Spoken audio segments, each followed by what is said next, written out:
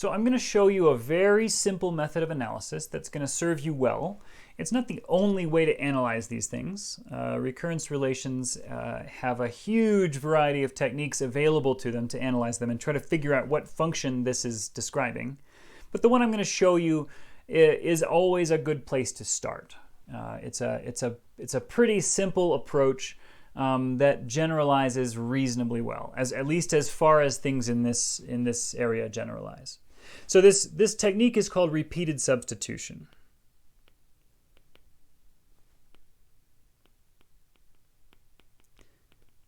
You might also hear people call it backward substitution. Okay, so in repeated substitution, we say, what is it going to take to figure out what this function is trying to describe, or what this pair of conditions here is trying to describe? Well, one thing we could do is we could say, look, I've got here t of n equals 1 plus t of n minus 1. And I could say, I don't know what this piece is. So let me go try to figure out what that piece is. I'll try to derive an expression for that piece, and then I'll plug it back in.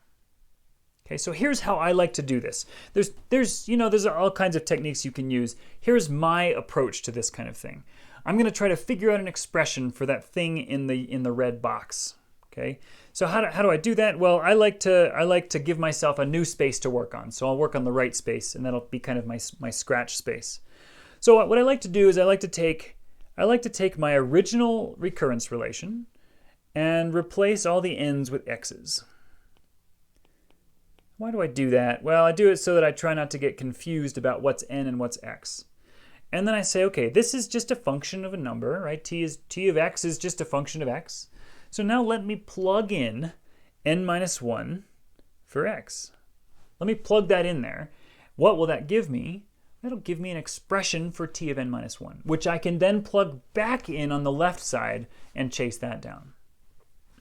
So here's what I'll do. I'll say, let me evaluate this expression, right? The expression with the x's in it.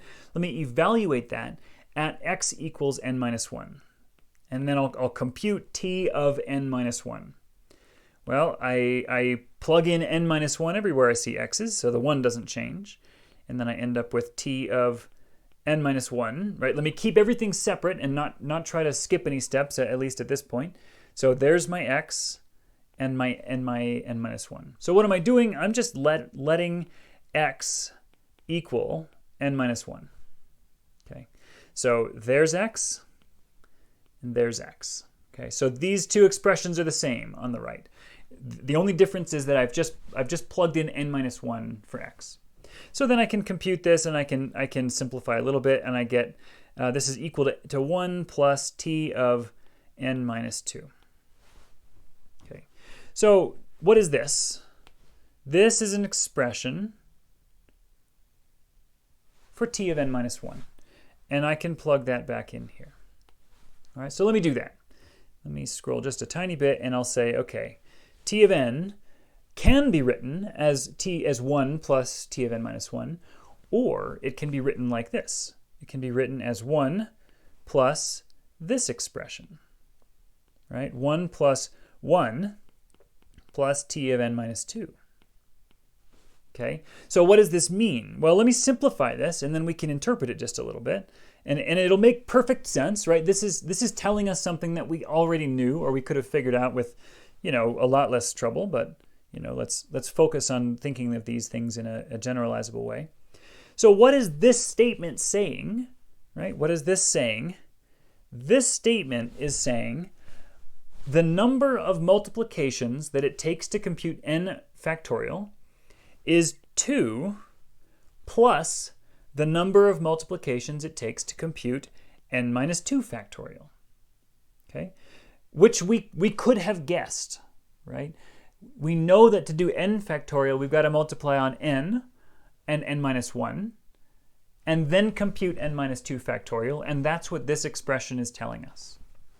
Okay, but this doesn't quite, this doesn't quite end it, right? This isn't the end of the analysis, because all we have here is now this thing in terms of something else that we don't understand, right? So we still have this t of n minus 2, and we don't know what that is yet. Okay, but we do have this panel on the right that we can use to come up with an expression for t of n minus 2. Okay, so I'm going to scroll just a bit to give myself plenty of space, but now what we're going to do is we're going to say, look, I've got t of x, I've got this up here. Let me use that to come up with an expression for t of n minus 2. So maybe I won't scroll because I don't actually have to yet. So let me take t of n minus 2 and let x equal n minus 2 now and come up with a new expression. So what is t of n minus 2? Well, it's just 1. Right? It takes one multiplication plus however many multiplications it would have taken to compute n minus 3. Okay. So now all this is on the right is an expression for t of n minus 2. And so then I can substitute this one back in here and get the following. 2 plus, now in parentheses, 1 plus t of n minus 3. And bookkeeping is going to be your savior with this, right? You have to keep track of what is what. This thing on the right, this is only an expression for t of n minus 2. That's it. The expression on the right is paying no attention to the numbers that are bigger than n minus 2. All it cares about is what happens if I plug n minus 2 into my factorial function. Right? How many multiplications are there to compute n minus 2? Okay, factorial. On the left, this expression, right, this piece here, had better be a correct expression for the number of multiplications it takes to compute t of n. Right? So everything on the left, I need to make sure that everything on the left is only the expression for t of n, and everything on the right is all of the extra scratch work that I'm using to substitute in numbers to get this thing to work on the left. All right, let me simplify again. And so now what do I have? I have 3 plus t of n minus 3.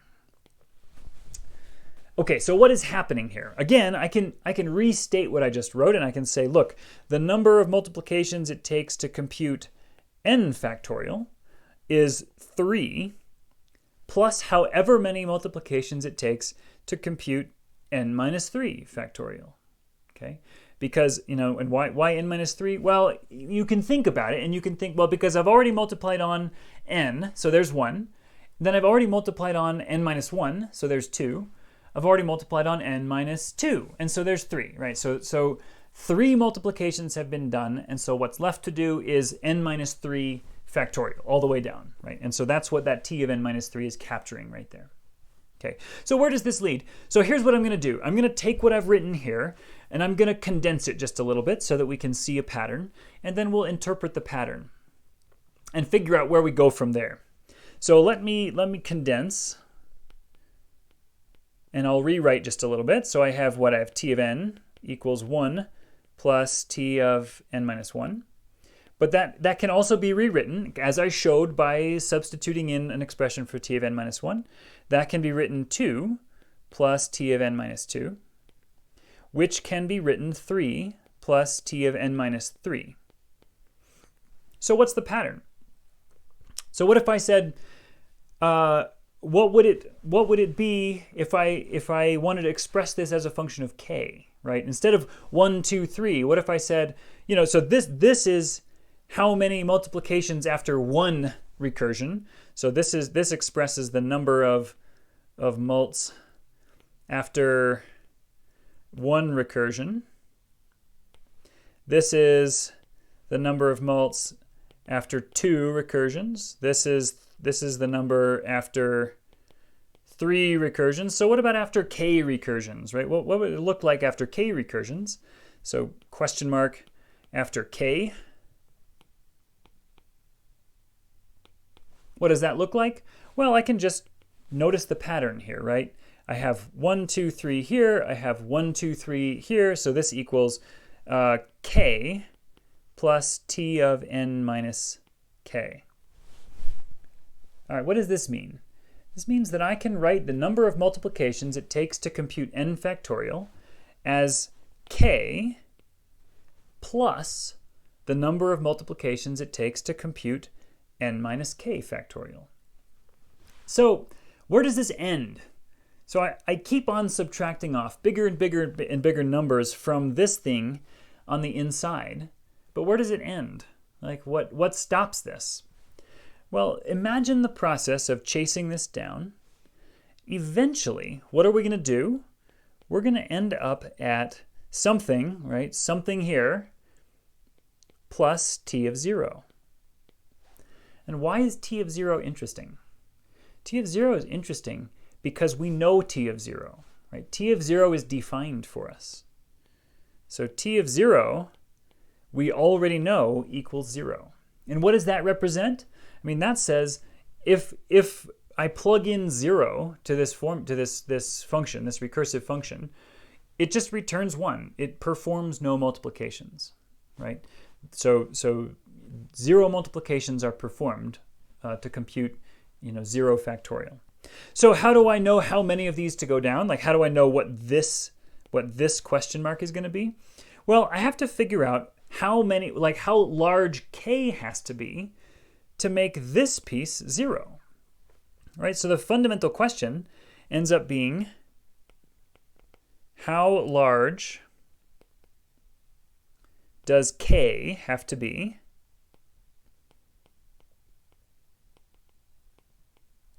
for n minus k to equal 0? And why 0? Well, because that's what I know. That's the value that I know of for t of 0, for the function t.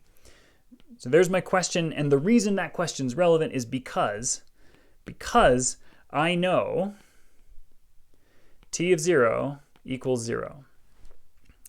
Right? So I want to solve the equation, when is t of 0 equal to t of n minus k. I want to solve this for k. Or solve this for k, right? This is an equivalent equation. So 0 equals n minus k. And that's true whenever k equals n. Okay, so this is the piece that I feel like most people have the hardest time with. And so, rewatch this if you need to and convince yourself that what we're doing is we're asking, how many times do we have to recurse before we get down to the base case of the recursion? Okay, that's literally what we're trying to solve here. It's how high does k need to be? How many times do we have to recurse before we get down to the recursion base case? And in this case, what this says, when we solve this equation, right, when we say, here's the base case, and here's our expression that we derived earlier, expression from earlier, that's exactly what this equation is trying to get at. It's trying to ask, how many times do we have to recurse until we get down to the base case? And the solution to that equation is n times. Okay, we have to recurse n times, and then we're at the base case, and then we're done. And so then what do we do? So the algorithm has now terminated, right? We've imagined ourselves recursing all the way down to the bottom of the algorithm of the problem. But how do we kind of close the door on this? Well, let's take this equation, drop it down. So k plus, so this is t of n equals k plus t of n minus k. Okay, so we have that equation that comes from above. We derived this equation. We also solved this equation for k. And so now let's plug that value of k in here to finish our formula. Okay, so now what are we going to do? We're going to plug in k equals n. So the goal is to get this whole thing in terms of n, right? We want to get rid of the k's so that we can write it in terms of n. So let's just replace all of our k's with n's. So what do we have? We have n plus t of n minus n. We can simplify that really easily because n minus n is 0, right? So this is n plus t of 0. And we know t of 0, right? T of 0 is 0. So this just equals n, right? Because t of 0 is defined to be 0. So was it a coincidence that our t of 0 disappeared? Well, no. We engineered k so that our t of 0 would go away, right? That's what we were doing with all of this stuff up here, is we were choosing the k that would make our t of 0 go away. And so then in the end, after all that analysis, we've come up with this statement, that our algorithm performs exactly n multiplications to compute n factorial.